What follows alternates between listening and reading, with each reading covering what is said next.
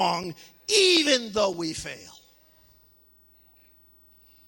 Oh, I thought there'd be more shouting on that one. So there's an interruption on the way to Jairus' miracle. The woman secretly touches the hem of Jesus' garment with faith, believing, and she's healed. Jesus stops the procession solely to bring this woman into sight. And up until that moment, only the woman and Jesus know what's happened. For her, the healing is the solution to 12 years of suffering. Jesus restores her physically. Jesus restores her spiritually. Her faith has saved her and made her whole, made her well. And Jesus has restored her socially. For Jesus restores this woman to society, to the synagogue, and tells her to go in peace, which is restored relationship with God and man. That's what it means to go in peace, to have a restored relationship with God and man. What this woman has not had for 12 years, Jesus restores in an instant. And for Jairus, God intends to build his faith by seeing a miracle, by hearing the story of this woman, by seeing her suffering, by understanding that she had spent all that she had on doctors to no avail, all things that Jairus could identify with. Then there's this healing and Jesus' pronouncement in Mark chapter 5, verse 34. And he said unto her, Daughter, thy faith had made thee whole. Go in peace and be whole of thy plague. It's essential in God's plan. It's necessary for Jairus' faith to hear and see this woman's act of faith. The lesson for us: don't despise God-directed delays on the way to your miracle. Don't despise God-directed delays to your prayers. Don't complain about the miracle in some other person's life while you suffer without a miracle in your life. Because maybe, just maybe, God is building your faith by seeing the miracle in someone else. And the divinely purposed delay brings us to the third segment of our story, Jesus' promise. Mark opens the third segment of the story in verse 35, which reads as follows. And when he yet spake, there came from the ruler of the synagogue's house certain which said, Thy daughter is dead. Why troublest the master any further? And as soon as Jesus heard the word that was spoken, he saith to the ruler of the synagogue, Be not afraid, just believe. And here's the test of faith. The servants expressed the belief of the crowd. She's dead. There's nothing more that can be done. Jesus could have healed her maybe if he had gotten there in time, but Jesus, even Jesus, can do no more. So why bother him? I don't think this is because they didn't want to believe. But up until that point in time, they'd never seen a resurrection. You see, the extent of their faith was only in what they could see. But watch what Jesus said. Remember, he saw Jairus' faith at the seashore.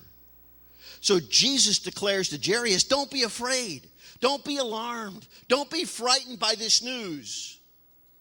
Just keep on believing in me. And here's the insight for us.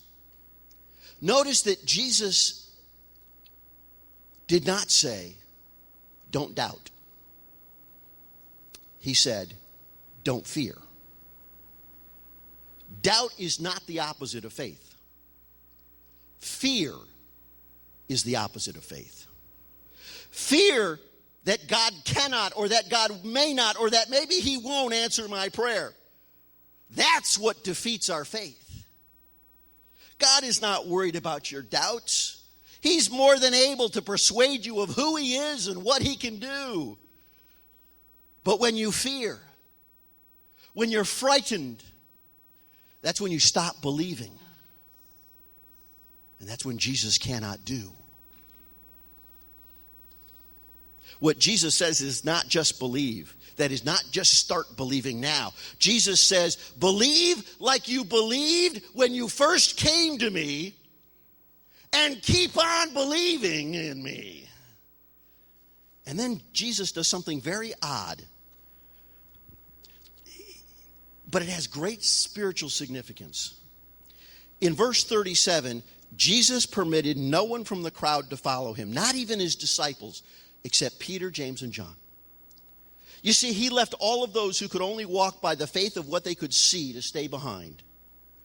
Only those who believed that the substance of what Jairus hoped for would be the evidence of what they could not yet see. And only those people could go with Jesus and Jairus. You had to have enough faith to believe it could happen. And the lesson for us is this: when we pray or we have need of a miracle, don't surround yourself with those who only can believe what they can see. Leave the fearful and the faithless behind you. Move on with only those who will join you in belief that you serve a God of the impossible. For nothing is impossible with God. Where do you stand? Do you stand with Jesus and Jairus, or do you stand in the crowd left behind?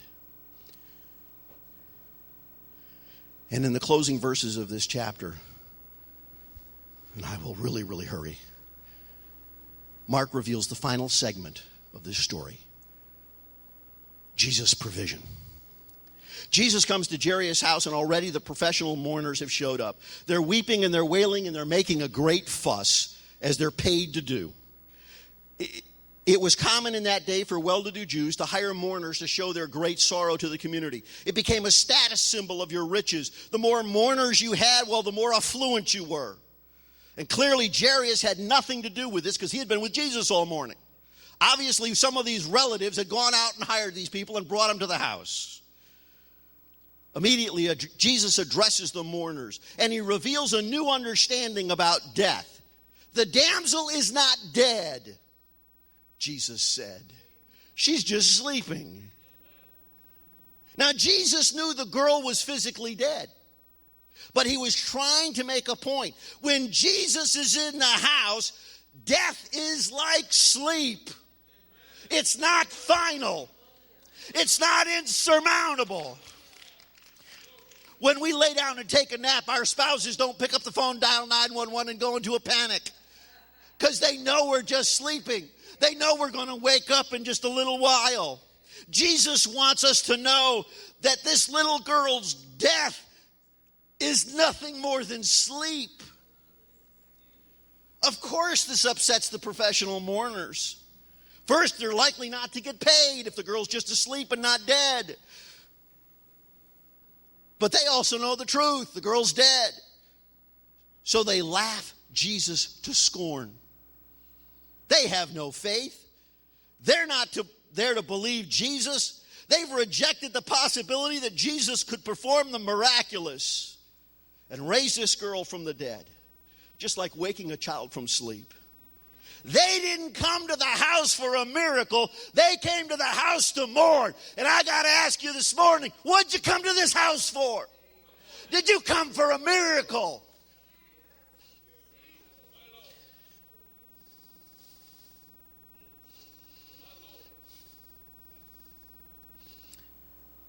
And then Mark records a phenomenal faith statement in verse 40.